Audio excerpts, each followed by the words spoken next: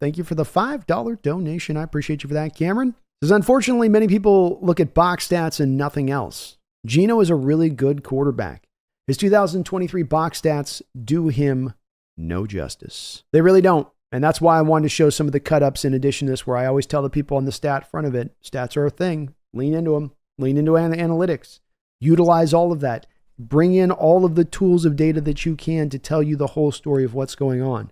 But you can never leave out the one bit of data that should swing heavier than any of the rest, and that is that your own eyes.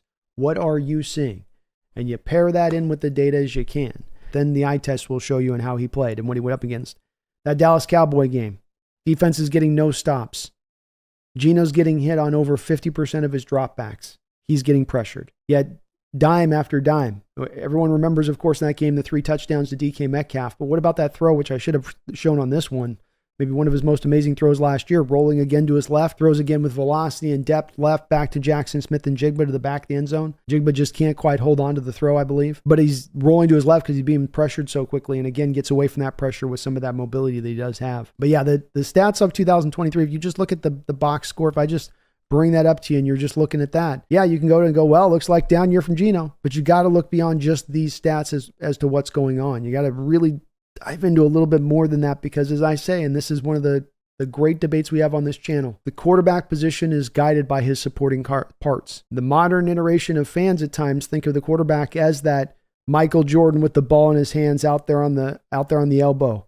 He's just going to work one-on-one with a guy. They think of him as this guy that sort of floats on high above the rest of the team, but he is beholden to the rest of the team and what they can do for him. And if he doesn't have that supporting cast there, there's only so much he can do. And the better the quarterback, the little more he'll do for you than the lesser quarterback who relies more on that supporting cast. But Geno showed you that he's not just a specific guy, another little narrative that's out there that has to rely on that supporting cast to find success. That's not what he has shown you over the past 2 years, because that supporting cast hasn't exactly been there. Has Tyler Lockett, has DK been there? Yeah, they've been great. Has Fant been pretty good for him? Yeah, Fant's been pretty good for him. Have the running backs been constantly kind of a little bit through there? I mean, Walker's had some really great moments, certainly. Charbonnet had some flashes through last year. But if you look the last couple of years, you can't look back at the running game week in, week out and say that's been a consistent force here that he's been able to lean upon.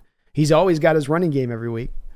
We haven't been able to say that. It's a little bit more hit and miss on that part.